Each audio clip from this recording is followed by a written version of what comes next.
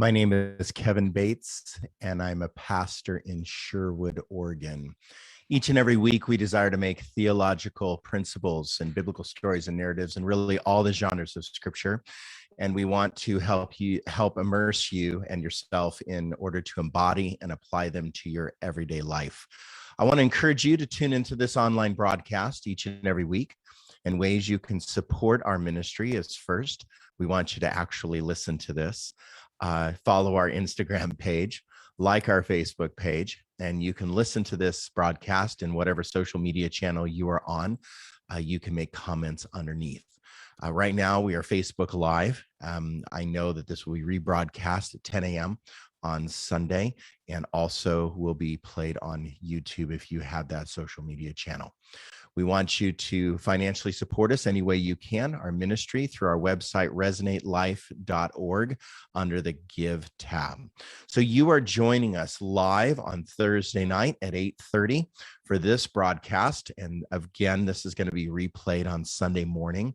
And every Thursday night, we come together for this and give a live and better understanding of the material that we are covering. So call this a deeper dive. That's what we've been calling it. So if you've been following us online, you remember that we are in the book of Exodus. And today we are discussing Exodus 6:2 through 7:13. And I am joined today again with Sharia Bodner and Jake Flug. These are two of my leaders. They have an expert knowledge in the language of Hebrew and Greek, and also just in general scripture and how to apply it. They're both great theologians that I work with. So good evening, Sharia and Jake. Good evening, Kevin. Hey. Hello. All right. I'm doing well. I think that tonight is going to be a great night. And in our prelim work, we kind of bounced around. So we'll see how this all comes together. I hope it comes together well. And we're just going to off the cuff, just kind of do this. That's what these nights have been about. So last week, we discussed some pretty weird stuff. I mean, the Bible got weird. And we sifted through and kind of went through everything. And I hope that people enjoyed it or at least got something out of it. And tonight is going to be a little more normal with some smatterings of abnormal again. But last week we talked about the miraculous signs that Moses performed before he went to Pharaoh. He did these in front of the elders, and the elders affirmed his position and his authority to go before Pharaoh. And there was great disappointment because Pharaoh didn't do what Pharaoh was supposed to do. Pharaoh did what Pharaoh does. He dug his heels in and went, no, I'm not going to let your people go. They mean money. They are property, and they're doing stuff for me, and I need them to do stuff for me. I need them to be my property, and I want to make money off of them. So that was a challenge for Moses.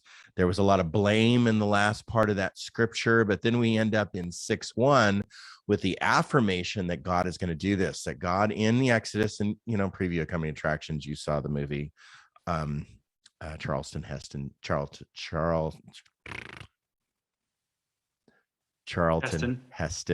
did a great job. I just had to say it really slowly. He did a great job, but Prince of Egypt did better. So Prince of Egypt, you saw Pharaoh let my people go, and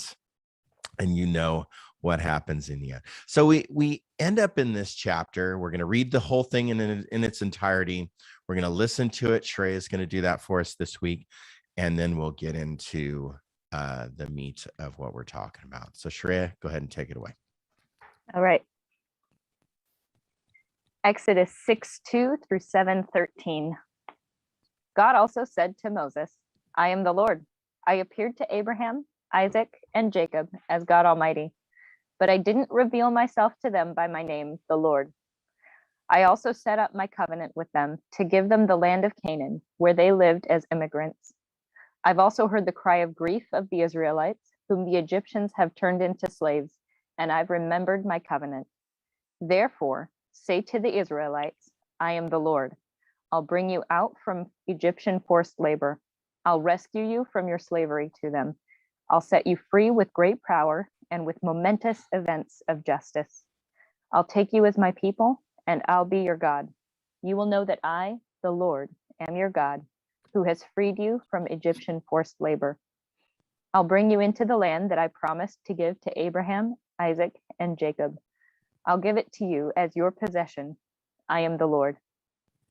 Moses told this to the Israelites, but they didn't listen to Moses because of their complete exhaustion and their hard labor. Then the Lord said to Moses, "Go and tell Pharaoh, Egypt's king, to let the Israelites out of his land." But Moses said to the Lord, "The Israelites haven't even listened to me. How can I expect Pharaoh to listen to me, especially since I'm not a very good speaker?" Nevertheless, the Lord spoke to Moses and Aaron about the Israelites and Pharaoh, Egypt's king, giving them orders to let the Israelites go from the land of Egypt. These were the leaders of their households, the descendants of Reuben, Israel's oldest son, Hanak, Palu, Hezron, and Carmi. These were Reuben's clans. The Simeonites, Jemuel, Jamin, Ohad, Jachin, Zohar, and Shaul, a Canaanite woman's son. These were Simeon's clans. These were the Levites' names by their generations: Gershon, Kohath, and Merari. Levi lived 137 years. The Gershonites, Libni and Shimei, and their clans. The Kohathites, Amram, Izhar, Hebron, and Uziel. Kohath lived 133 years. The Merarites, Mali and Mushi. These were the Levite clans by their generations. Amram married Jochebed, his father's sister. She gave birth to Aaron and Moses. Amram lived 137 years. The Israelites, Korah, Nepheg, and Zichri. The Uzielites, Mishael, Elzaphan, and Sitri. Aaron married Elisheba, Aminadab's daughter, and Nashon's sister. She gave birth to Nadab, Abihu, Eleazar, and Ithamar. The Korahites, Asir, Elkanah, and Abiasaph. These were the Korite clans.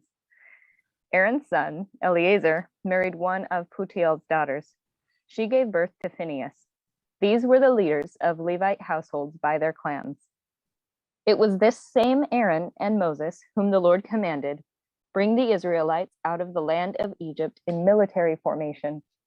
It was also the same Moses and Aaron who spoke to Pharaoh, king of Egypt, to bring the Israelites out of Egypt. At the time the Lord spoke to Moses in the land of Egypt, the Lord said to him, "I am the Lord. Tell Pharaoh, Egypt's king, everything that I've said to you." But Moses replied to the Lord, "Look, I'm not a very good speaker. How is Pharaoh ever going to listen to me?" The Lord said to Moses, "See, I've made you like God to Pharaoh, and your brother Aaron will be your prophet. You will say everything that I command you, and your brother Aaron will tell Pharaoh to let the Israelites out of his land. But I'll make Pharaoh stubborn, and I'll perform many of my signs and amazing acts in the land of Egypt. When Pharaoh refuses to listen to you, then I'll act against Egypt and bring my people, the Israelites, out of the land of Egypt in military formation by momentous events of justice. The Egyptians will come to know that I am the Lord when I act against Egypt and bring the Israelites out from among them." Moses and Aaron did just as the Lord commanded them. Moses was 80 years old and Aaron was 83 when they spoke to Pharaoh. The Lord said to Moses and Aaron, "When Pharaoh says to you, 'Do one of your amazing acts,' then say to Aaron, 'Take your shepherd's rod and throw it down in front of Pharaoh, and it will turn into a cobra.'" So Moses and Aaron went to Pharaoh and did just as the Lord commanded. Aaron threw down his shepherd's rod in front of Pharaoh and his officials, and it turned into a cobra. Then Pharaoh called together his wise men and wizards, and Egypt's religious experts did the same thing by using their secret knowledge. Each one threw down his rod, and they turned into cobras.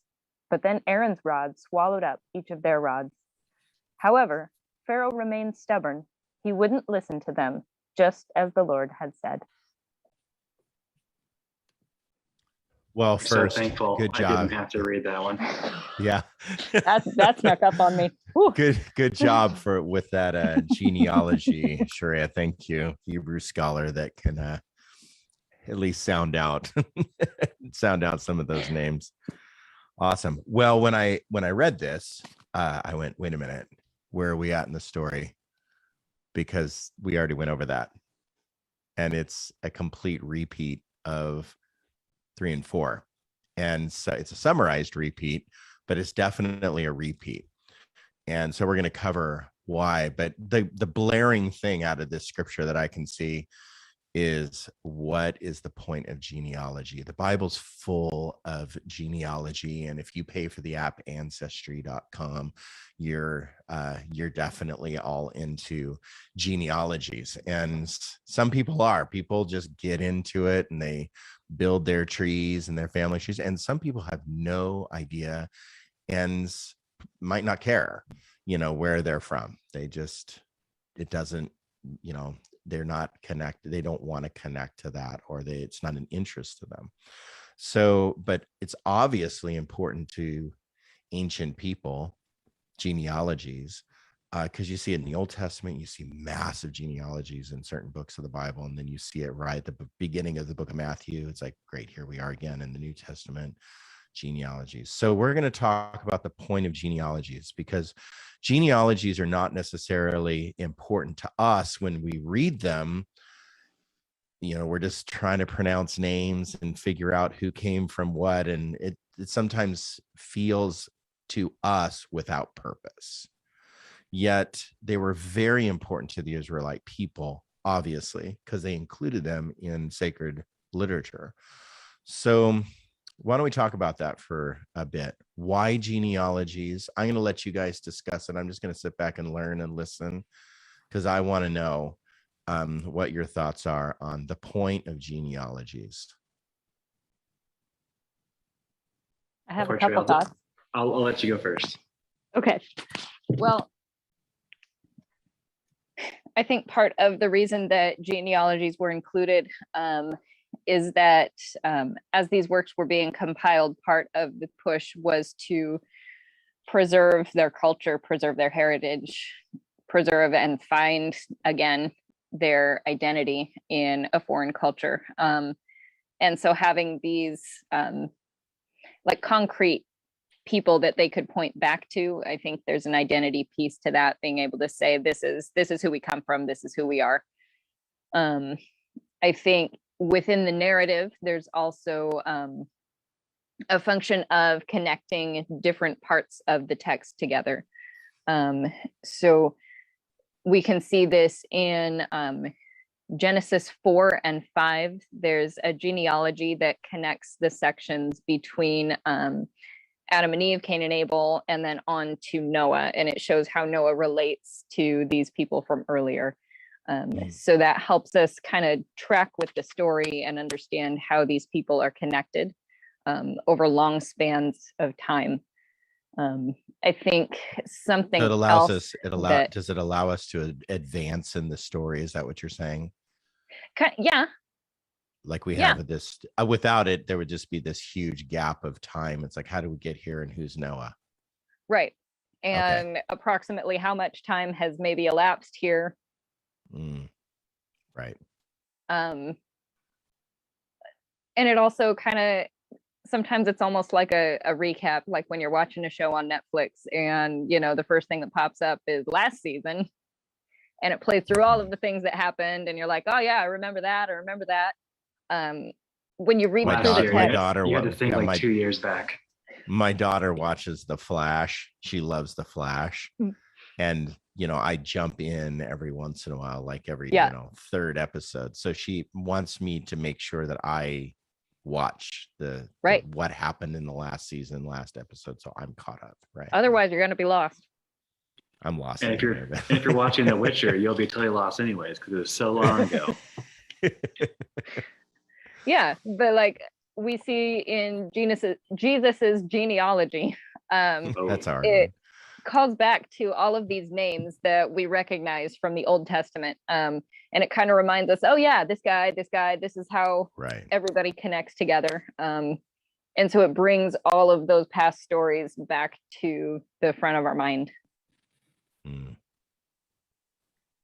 That's really interesting, because I didn't connect all those dots. I haven't connected all those dots. I just assumed, I mean, there's assumptions, and we just assume that they're important, and they're important to them, but you kind of put it together of why they could be important. Like they can serve a narrative function. Right.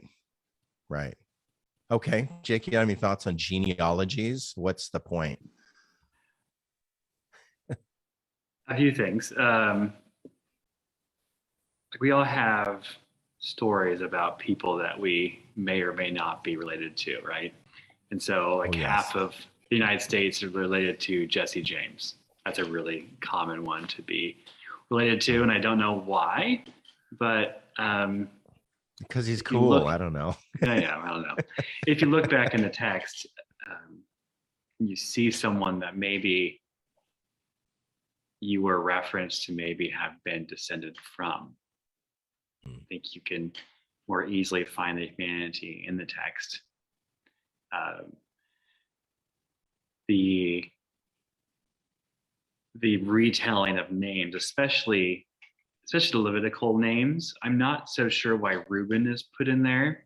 And it could be, go ahead, Shreya. It was, those are the 3 oldest sons. So it started in order of Jacob's sons. Yeah. Reuben's the oldest, Simeon's second, Levi's third.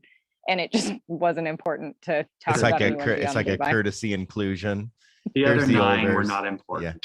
Yeah. Oh, yeah. Yeah, the youngest usually isn't. Yeah. And so especially the Levites, they would be the ones unrolling the scroll, and they would name off the people that they had direct descendants from, or they're directly descended from. And so in order to be a high priest, you had to prove your lineage back to Aaron, right? All the way through. And so especially at this time when the retelling of the scroll happens, we just read Nehemiah in our men's group, and the high priest Elisha unrolls the scroll, which is that's also symbolism itself of recreation, that creation is happening again when the scroll is unrolled. Then Jeremiah talks about the rolling up of scroll being the destruction of creation. So whenever the Torah is read, it's an image of creation. And so the Moses and Aaron, they'd be direct descendants, or the priests would be direct descendants from them specifically. And if you read the genealogy carefully, you notice that Moses' dad was his aunt's nephew. I'm sorry, married his aunt. So it's nephew, cousin, daddy, aunt, mommy. And so in or that something itself, like that. and then in itself, it has this is how pure of a Levite we are. We came from 2 Levites from the same household, the same family.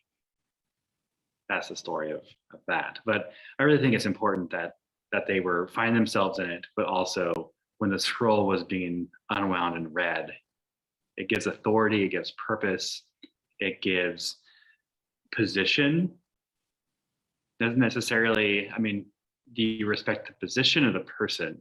And so you may not have respected the person at the time, but you could respect that this was from descendant of Aaron himself. And this just gives more credence to the notion that this was written in a time frame that we've already talked about in exile, where it's hard to reference your grandchildren when you write it yourself, or your great grandchildren. Yeah, exactly.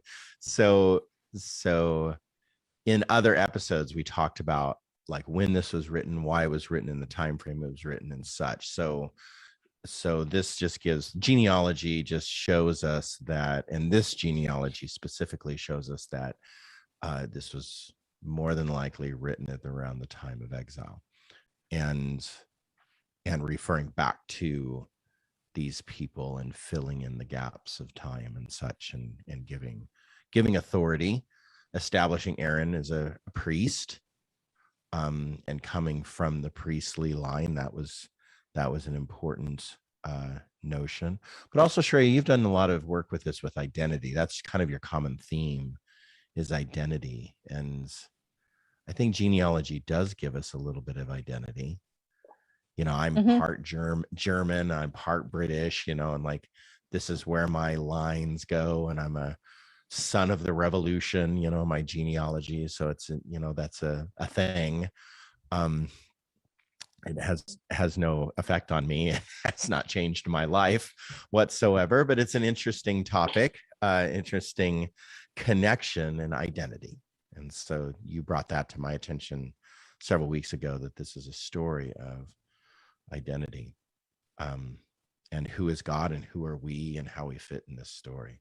So, well, that's awesome. Well, thank you. I appreciate that kind of explanation about genealogy, because we see genealogy in Numbers, we see in Genesis, we see it here, we see it in the New Testament. And what's funny is a lot of pastors, when they preach, we just kind of skim over the genealogy, or we won't even talk about it, because it's just not, quote, relevant, applicable for the moment. So that definitely gives us some breadth and depth to that subject. All right, so another blaring issue with Exodus 6:2 to 7:13 is this story is a repeat, and we need to talk about that repeat. And it's an important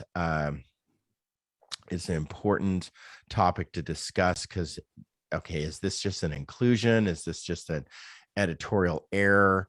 Is this supposed to be there? What is this? And why is it repetitive? What's the purpose of repeating in literature and narrative? So take it away. What do you think?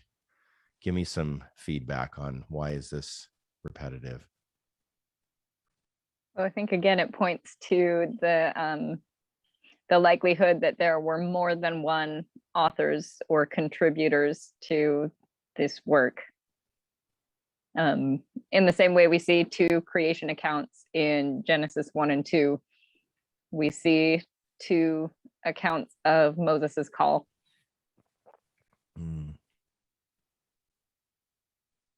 So it's a massive repetition of Moses's call. Yes. Massive, yeah, but it points to different things. And so what does it point to? It talks about, I will be your God and you'll be my people. Mm-hmm. That is a repetition. If you read it in continuity of Genesis, that will be the major, probably fourth time that you've heard that. And all of them have to do, that's covenantal language. And so God is cutting a covenant at that point with Moses. And so it starts out with covenant. And so if we start the story of Exodus again at 6 and say, okay, that's the first 6 or 5 chapters, that was one author or multiple that was put together. And now we have another telling of the same story that's in a different way. That makes sense to why it starts with covenant. And then in the first, when Moses can't speak to the Israelites, the words there is not I'm slow of speech, but it's I have an uncircumcised mouth. And so it gives the credence of he's not a very good Jew to the Jewish people or the Hebrew people. Right. And that, combined with the genealogy of the Levites, really points to an author that was probably part of the priesthood. Correct. And, yeah. And honestly, it's like repetition helps us understand more. Mm-hmm. And so, yeah, consistent messaging.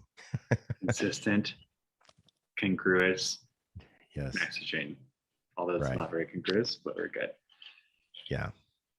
Well, there is a point to make that there's a massive disappointment that Moses thought that Pharaoh, this whole scene would be one and done, that he receives this call from the burning tree.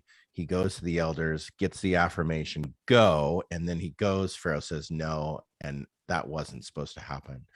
So even in the feeling of reading that narrative, you get to the end of that and you go, okay, if this was the first time hearing that, but then it enters into this weird cacophony of like the chapter before this is, we got foreskin being cut off and touching genitals and all this, like the Bible gets really weird right before this. And if this is a compilation of story and there's multiple tribal traditions that are coming together, it would be very likely that this retelling was inserted here. Not to say that it wasn't supposed to be there or it was made up. It's not. It's just another piece of narrative to affirm the direction we're going. Is we've heard all of this, like, okay, we're going to include all these because as Sharia has said, that to allow all voices to continue, to allow all voices to be included in the discussion. And now we just need to reaffirm why are we here? We're already in chapter 6, and of course there's no chapter breaks, but you know what I mean. We're already at chapter 6 of this story, and I'm confused. Like, why did we just talk about all that? And Pharaoh said no, and now we're here affirming the call again. So it's like a directional placeholder. But that brings up a huge point, a cultural point. Allowing all voices to be heard, allowing all sides of this story to be expressed. In our culture right now, we're having a huge problem with that. We're having a huge problem with voices and sides of the fence and separation and fragmentation of the opinion of people.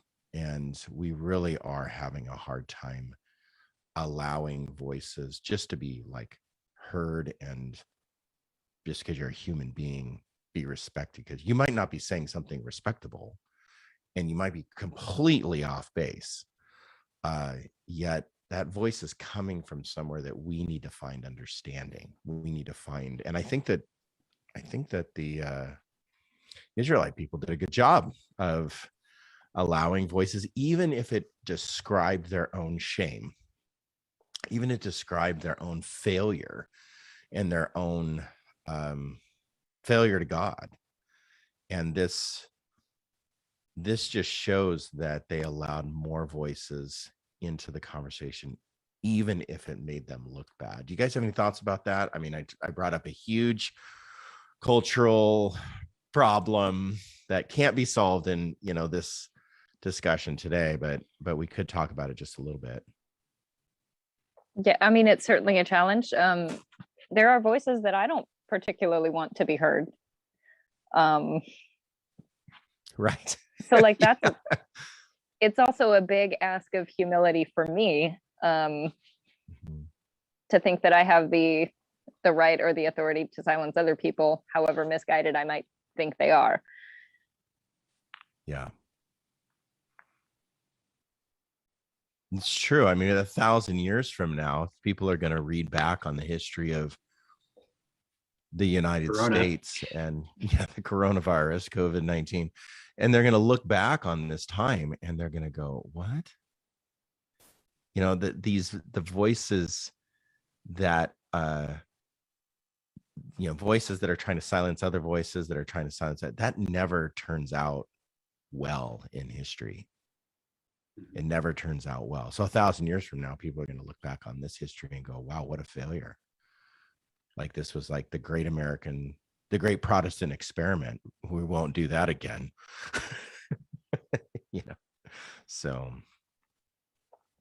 any other thoughts, Jake, on that? I think Dre was right. Do we want all voices heard? Like, we're not sure if this is all voices or not, right? Right. True. That's true. It's a good guess of like, okay, this makes the most sense, and I'm going to put this together. Or even I'm going to take the 3 first clans because they're the largest ones, and I'm going to compile their histories together because I can. Right, right. And that actually is how we do history now. We take the victors and we write the history. And so even though that might be totally different than what we are used to, or even like we frame history in a way where, especially in the Western culture, where there's very limited shame. And so, or even guilt, if I could say, Right. if we're going to talk about like even white guilt, white fragility, the fearfulness of being the dominant culture that controls information. It's we had a friend share what happens to your mind when it's deconstructed, and the point that it made was a very historical piece of George Washington's teeth. Like there's lots of retellings of what his teeth were. There's some answers more true than others, but we choose which way we're going to remember them. And as a kid, we learned George Washington's teeth were made out of wood, not slaves' teeth that he liked. So that's the difference in history. And so there are movements called people's history, where they take fragments of what they know from the marginalized and they put them together into a historical format. At this time, Israel, the Hebrew nation, was a marginalized people group. And so whenever you're reading the history of Israel, look on it from the tertiary. It's when it starts to become powerful, especially in like Kings and Chronicles, where the history narrative changes to more of glory than of submission and humility. Well, thinking about like the three largest tribes and taking their stories and pulling them together for the book of Exodus, that's a really good point, because they probably, if they had power struggles or, power plays between one another, the dominant stories would then, versions would come together. But the history of the world, if you just look at the history of the world, this has the removal of voices and the victory of the winners write history in our modern culture. And we try to remove shame. And when we try to remove shame, we're altering the counter history, or you're altering the counter victory, where if you have victory, you have to have loss. And, you can't always be victorious. That's not even a real story. I've always been victorious. I've never made a mistake and I've never done anything shameful. Well, that's lame. We know that that's not true. And so if I told my life story that way, that I'm always victorious, people would look at me like I'm a tool. I'm a poser. At that point, I'm a fake story. And the inclusion of shame in ancient literature is actually a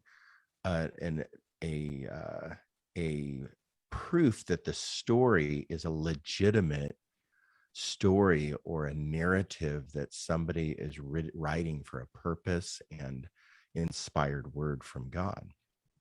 I think about the Holocaust, and when Amanda and I were over in Germany, and there's groups of people within that culture that want to remove within the confines of their country. I'm not talking about on the world stage. I know that there's people that want to remove the Holocaust from our history. Yet within the borders of the country in which it emerged, there are people that want to remove the statues and the buildings and the stumbling stones are called, these brass stones, where if a Jewish person was removed from the home and put into concentration camps, then they died and were murdered, they would write on a brass cobblestone, and that was called a stumbling stone. They would put it in the ground at the house in which they were removed. They wrote the date in which they were born and died, and then underneath what prison they were murdered in. And it says on the stumbling stone, they were murdered at Dachau. They were murdered at Auschwitz. It says that on the, there are people that want to remove all of that history because it's shameful. That is a horrific history, to try to wipe out basically a race of people that, like, it's like, well, what did they do, like, to, just that they didn't, like, do anything to deserve such treatment. And that, like, makes it even more shameful. You just killed people for no reason, so I think that the removal of history has been all a part of our Western modern, not necessarily Western, but modern culture. But in the ancient culture, shame was an inclusion. So you had shit. So they started out as slaves. They started out as like these people that were underneath power. They started out as like indentured. They started out like,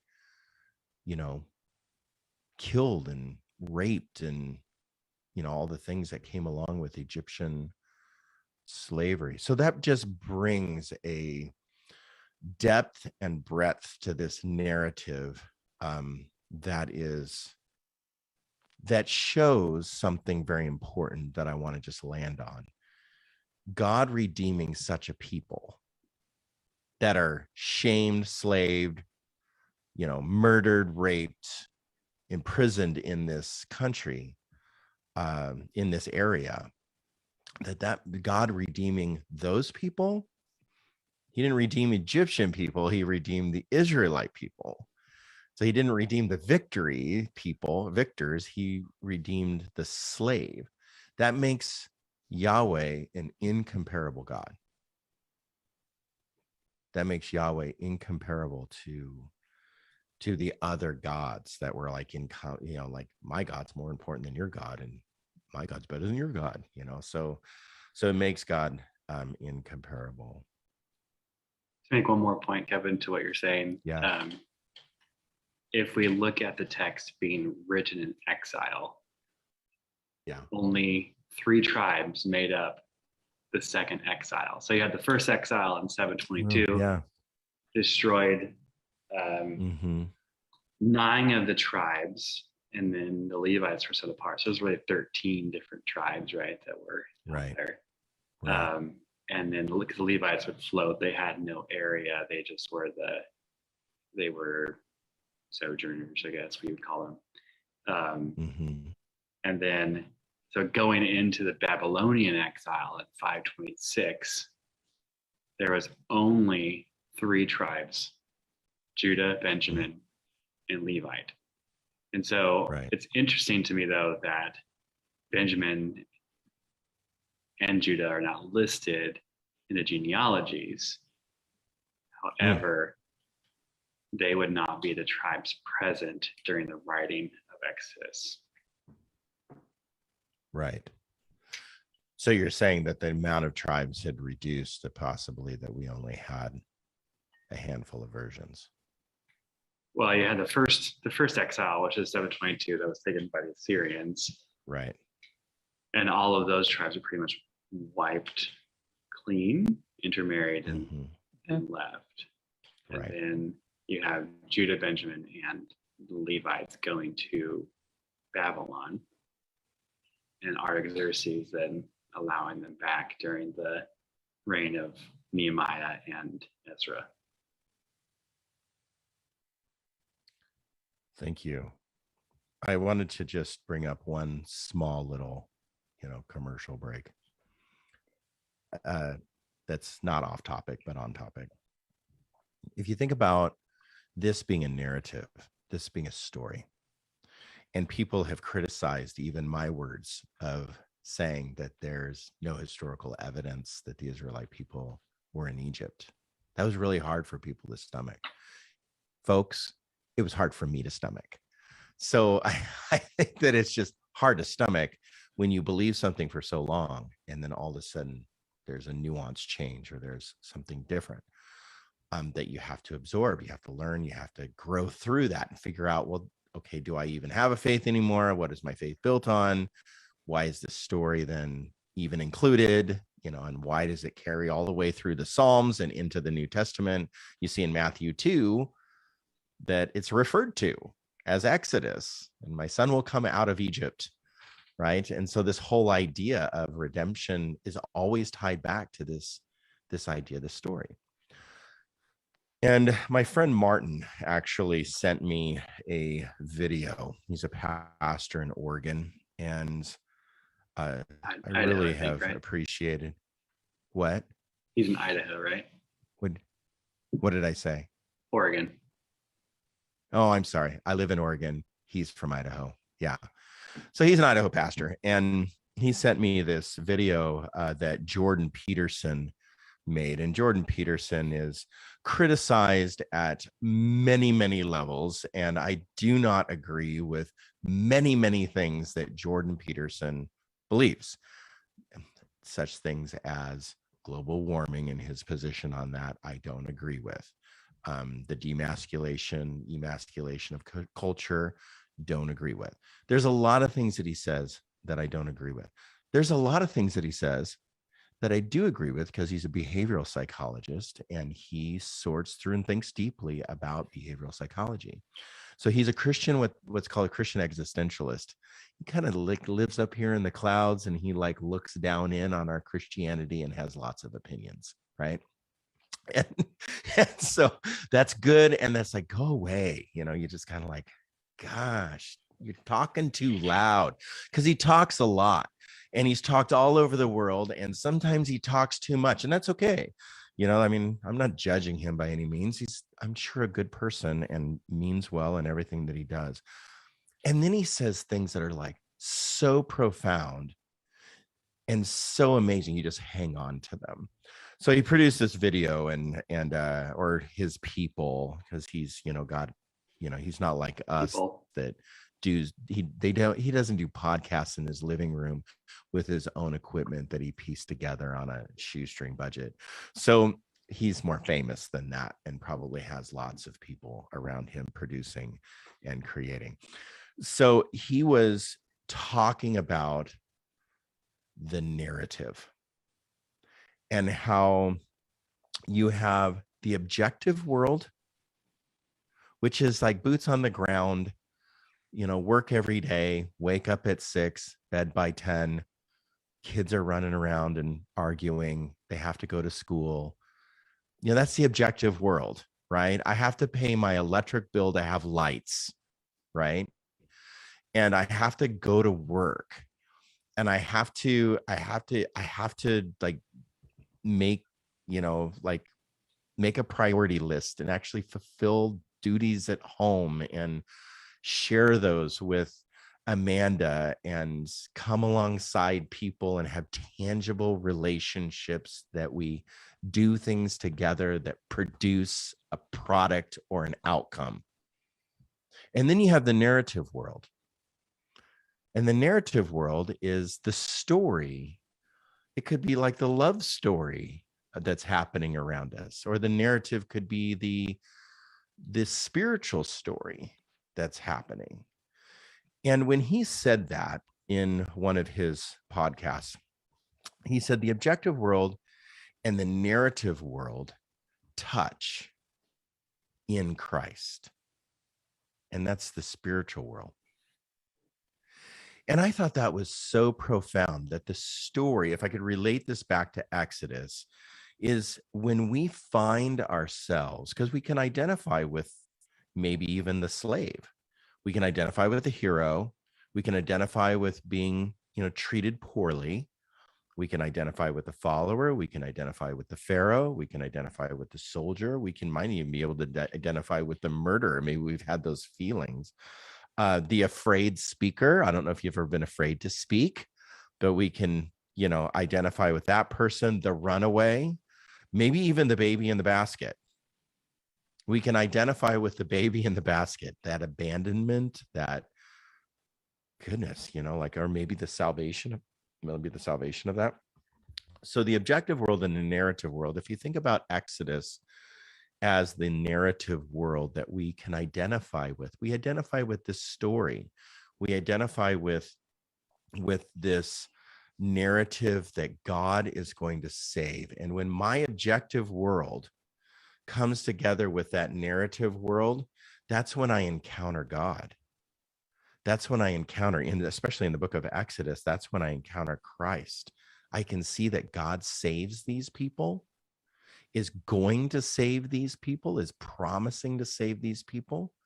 And I can see that in myself, that even though I have to go to work every day and I'm trying to raise 2 kids and I'm trying to do the best that I can, and they do fall apart and they run around and say really mean things to one another sometimes, and life gets a little stressful and daddy yells and and it's difficult, right? Needs therapy. And then I end up in therapy, right? And my kids are in counseling and I'm sitting there in, family counseling.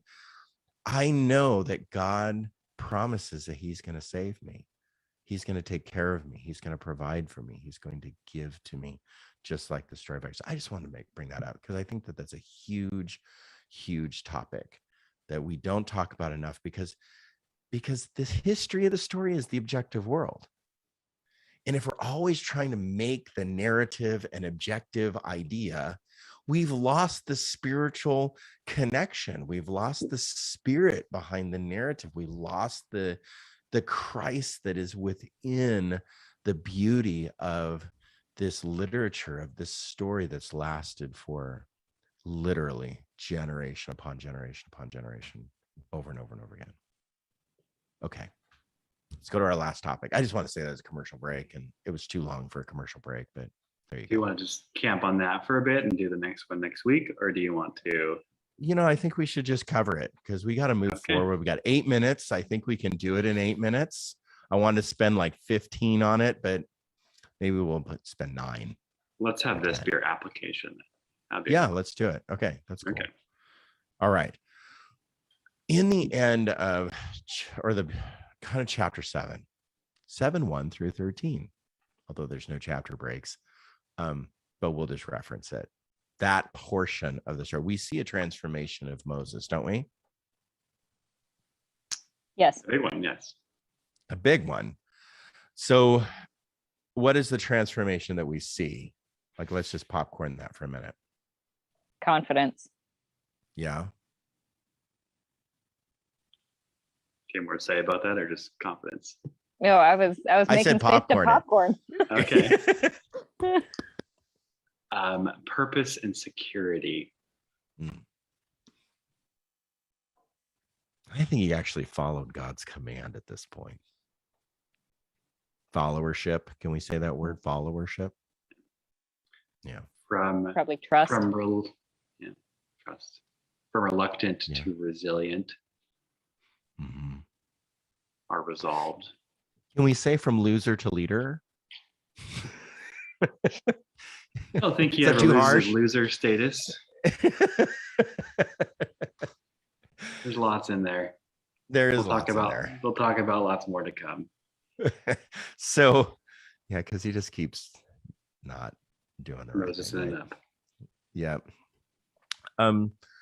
So we see a great transformation in Moses, and I think that directly can be applied to our lives. And last week I just mentioned a few things, like for example, we need to when we enter into a challenge, we need to admit some things and we need to confess some things, and that confession is, do I really want to change? And I think that's the first step to any kind of recovery or addiction program or anything like that, is like admitting that I actually have a problem. So this idea of the question, honestly, do I want to change? If we're going to transform from, let's just say, loser to leader, if we're going to transform from, just not following God to following God and becoming a leader, we have to kind of confess, do I want to change? And answering that question honestly. I think that applies to the church. And I want to spend the rest of our time right there. Just on that first question? Just on that first question. I just feel a move in my spirit to ask that over and over again. When I look at Moses and the transformation that he's now following God, and he's going to, I mean, we got bugs and blood and brains. I mean, we got some stuff coming up that's pretty ugly. Brains. And I don't know where I got brains. Yeah, brains, bugs and blood, right? Coming up. And boils and bugs, boils, and what? Boils, blood. There you go. And Battlestar Galactica. Yes. We got all that coming up. And in order to go through that, I think somebody actually has to have a sense of God confidence. Hey, God, are you going to come through? Are you actually going to split the water? Because these people are right behind me, chasing my tail. So I think that he had to enter into that with a lot of leadership and a lot of confidence. So there's this huge transformation. So he had to ask that question: do I want that?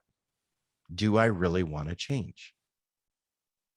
Let's relate that to the church today. Do we really want to change? I do. Yeah, I do too. I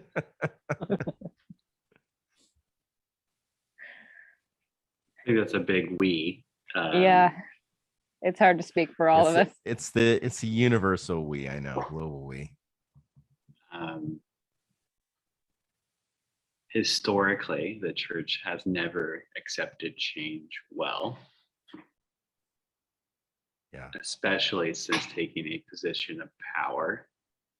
Right. Mhm. I think that's when we stopped being able to change so quickly, because we had bills to pay. And yeah, Walter Brueggemann talks a lot about losing the prophetic voice when you're tied down with building campaigns and maintenance and salaries and you start to have to speak what your donors want you to say rather than what God is calling you to say. I think when we read the last part of Exodus, it's Moses is saying what God wants him to say, not protecting Moses' self anymore. Yeah. Mm-hmm. I think also in that move to resilience, there's less reactivity. And I think that's something that we struggle with too when it comes to change. I think that's a human problem. Mm-hmm. Kelly says, I think we are too afraid to change. What we do is what we've always done. Yeah. It feels safe. Yeah. I think statistically the churches that are growing right now are ones that are it's total trend. It's not conversion growth. It is transfer growth. Mm-hmm. And right now in our history, the time where you see politic creating church growth more than it ever has. Right. And so we have a good position in time to be able to really change and hone in on, are we focused on changing people's lives, or are we going someplace that we feel comfortable? Well, I think we go ahead, Shreya. I was just thinking about how we function as a church and a community as well. Is church that hour on Sunday morning where we're singing and listening to a message, or is church the stuff during the week when we're, bringing people meals or driving them to the hospital or visiting them in the hospital or picking up their kids when they aren't able to do it, or, all of those things? Yeah. Which one is church? Yes. I really think that the church needs to be, as this is a recreation story, the book of Exodus, and we're right here at this crucible moment, that Moses has reinvented himself. So if you think about the Moses a couple chapters ago, and you think about this Moses, it's about ready to go through bugs, boils, and blood, right? He's about ready to go through this. He has definitely reinvented himself. And I think that the church, as we have faced pandemic, as Plague. we have the plague, as we have faced shutdowns and global crisis, and now global economy crisis, that, you know, and inflation is probably the least of our concerns, and it's the most on people's minds. The crises that are you know, generating on the global stage. You think about really what is going on, and how we need to position ourselves as the church, but not just position ourselves, position with action. And Shuri and I were talking weeks and weeks ago about the juice, you know, what we get out of church. And do we really get the juice out of church, you know, singing songs and listening to messages and stuff? And I think that there's a very good case that we need to gather, and gathering is good and worship is good. Yet the juice comes 24/7, where the Spirit is working in me, positioning me to act, and coming alongside, like Pastor Bruce, coming alongside with Home PDX, and coming alongside that. And really, that's where I've been going down to Home PDX a lot lately. And it just, I get a lot, can I just say, I get a lot of juice from that. You know, when I feel encouraged, I feel like this is the gospel. This is like, it's playing out here. But I also experienced that in other times, where in these conversations of helping somebody deconstruct, reconstruct their faith. I'm not a reconstruction surgeon, but deconstruction, reconstruction of their faith. I get a lot of like encouragement out of that. I was just telling Pastor Jake here today, I'm like, this friend of ours, I've watched him transform over a period of time, and it's just been really encouraging to me to see, you know, that play out in his life. But I think that the church needs to just learn how to be less of one thing and more of another, and less about building a fortress around them, less about building a wall around them, so that the culture can't get inside. We need to break down those walls, become an open and welcoming community. But that happens outside. That happens, you know, beyond these walls, or this building, or this house, or whatever.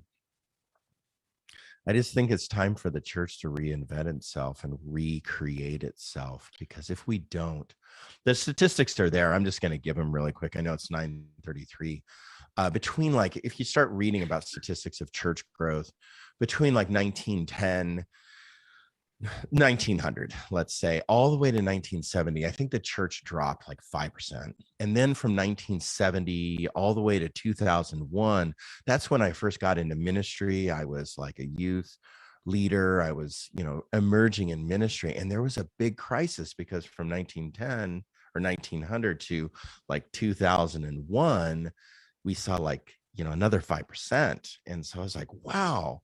But then from 2001 to today, it is exponential loss. Now, I know that there's statistical implications behind that with population growth and all that, but that just shows me that we're not reaching even, you know, the population growth. So we've dropped probably even farther statistically. But I just look at the statistical drop and I go, wow. There's, you know, friends of mine, you know, they've written books about, you know, not even finding a place in church anymore, a home, a safety place, a place that to confess their sins, a place to find counseling and help. And they just don't find it there anymore.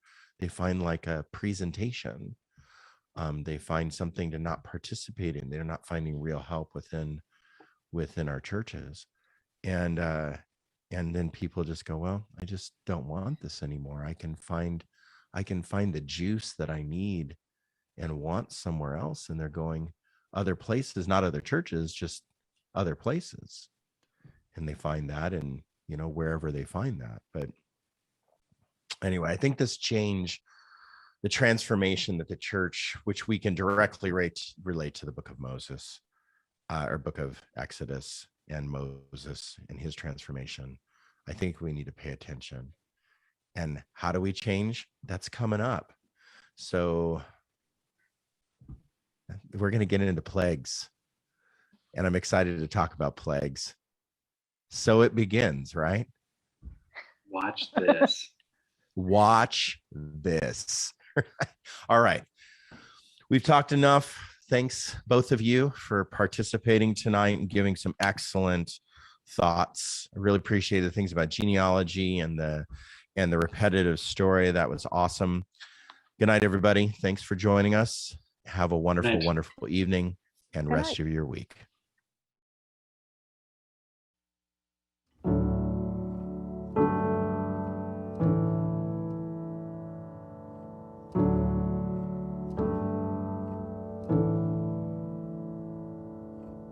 Gracious Father, we give you praise and thanks for this holy communion, the body and blood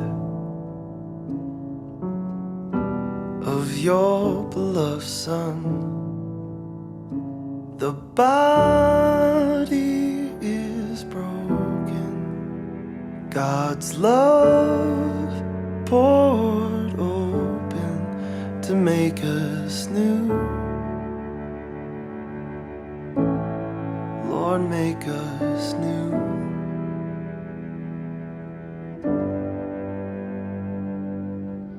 Abba, Father, we bless your name and take part in this holy communion. Make us all one, to love like your Son. The body is broken, God's love poured open to make us new. Lord, make us new.